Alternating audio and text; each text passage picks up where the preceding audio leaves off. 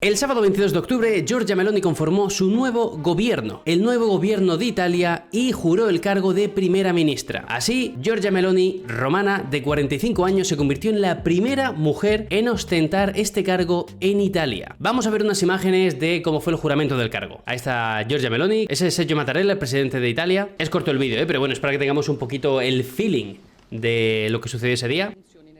Aquí detrás veis a Tajani, Salvini, las caras más reconocibles del gobierno. Y ahí firma, dice, aquí, venda su alma aquí, vendida. Entonces, desde que Fratelli d'Italia, el partido de Giorgia Meloni, ganó las elecciones, al ir en coalición con Forza Italia y Liga, la duda estaba en ver cómo se iban a repartir los ministerios. Y ya tenemos la respuesta. Para empezar, el gobierno de Meloni tendrá 24 ministerios y 2 vicepresidencias, siendo una de estas para Matteo Salvini, el líder de Liga, y otra será para Antonio Tajani, de Forza Italia. De estos 24 ministerios, 9 son para los de Fratelli d'Italia. Para Forza Italia, los de Berlusconi se hacen con 5 ministerios. Y para los de Salvini, la Liga, se hacen con otros 5 ministerios. Y diréis, oye, pero aquí las cuentas no salen. O sea, tan solo se han repartido 19 ministerios. ¿Qué pasa con el resto de ministerios? Pues el resto han sido otorgados a tecnócratas, técnicos independientes que van a estar a cargo de ciertos ministerios. Ahora, ¿qué ministerios se ha quedado cada partido? Porque esta es la cuestión interesante de la noticia. Si miramos a Fratelli d'Italia, algunos de los más importantes que se han quedado son Justicia,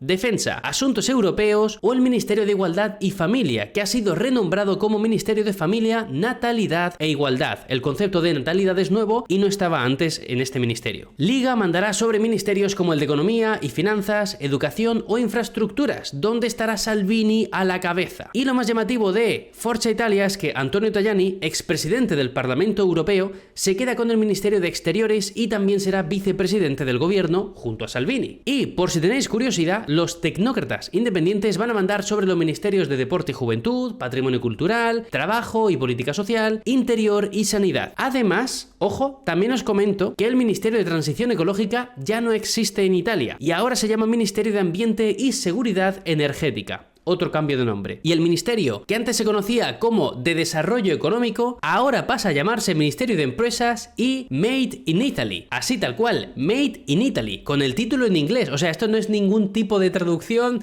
ni broma rara de las que yo suelo hacer. Made in Italy tal cual. Nacionalismo puro y duro, claro que sí.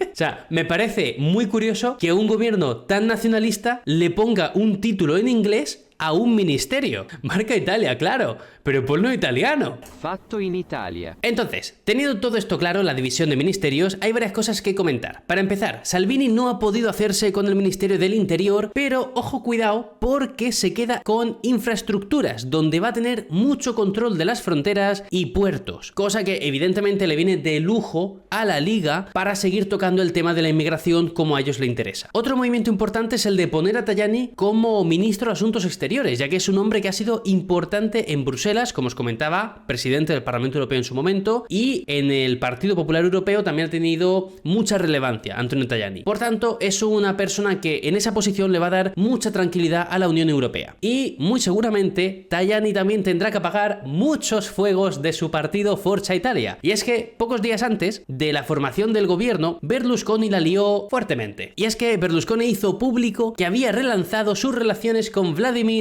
Putin, presidente de Rusia, al cual Berlusconi elogió, y también puso en cuestión Berlusconi la estrategia militar y política de la Unión Europea y de la OTAN en Ucrania. Respecto a las relaciones con Putin, Berlusconi dijo lo siguiente: después de mucho, he retomado un poco las relaciones con el presidente Putin, un poco mucho, que por mi cumpleaños, el 29 de septiembre, me ha mandado 20 botellas de vodka y una carta amabilísima.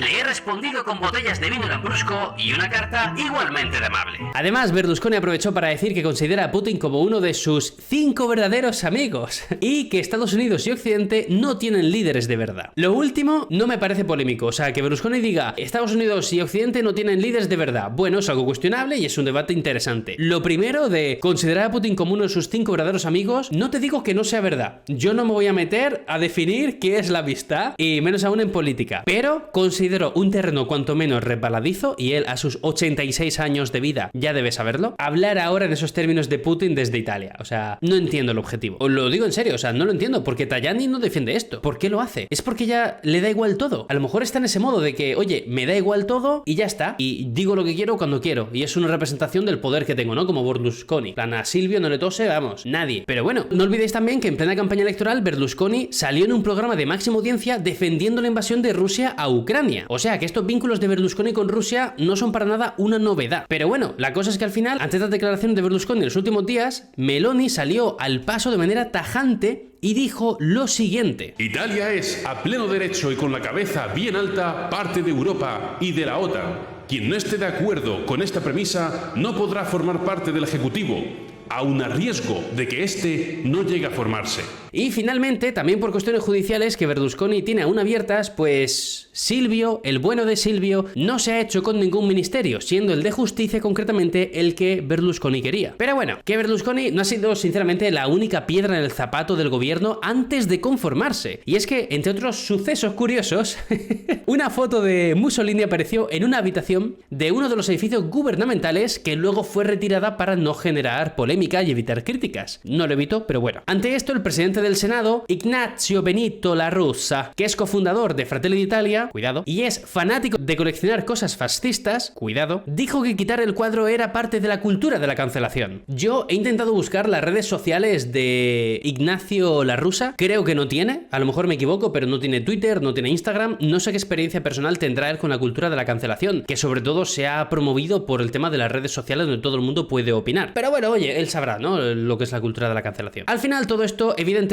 ha enturbiado los días previos a la conformación del gobierno, que finalmente ha sucedido, o sea, ha tenido lugar, se ha conformado y ahora toca ver cuánto durará. La estadística dice que va a durar 13 meses, pero bueno, ya veremos qué dictamina el tiempo. Y ya lo último que quiero comentaros para cerrar la noticia es que hay algo muy interesante, es un dato muy interesante, y es que con el nombramiento de Giorgia Meloni como primera ministra, ahora la distribución de primeros ministros en la Unión Europea por grupos políticos queda de la siguiente manera. El grupo que más primeros ministros tiene en la UE son los socialdemócratas, que representarían el 34,1% de la población de la Unión Europea. Luego estarían los conservadores y reformistas, los que están un poquito más a la derecha de los populares europeos, y los conservadores y reformistas tendrían el 24,4% de la población. O sea, gobernarían con primeros ministros sobre este porcentaje de la población. Luego los liberales de Renew Europe al 23,5% de la población, y luego el Partido Popular Europeo con el 14,3% de la población. Con esto lo que quiero decir es que al final se está viendo que los conservadores y reformistas están a tope de power en la Unión Europea, están desplazando al Partido Popular Europeo a ser la derecha secundaria, y esto también está afianzando a los socialdemócratas a anclarse como la oposición a la derecha, a la nueva derecha que viene, digamos.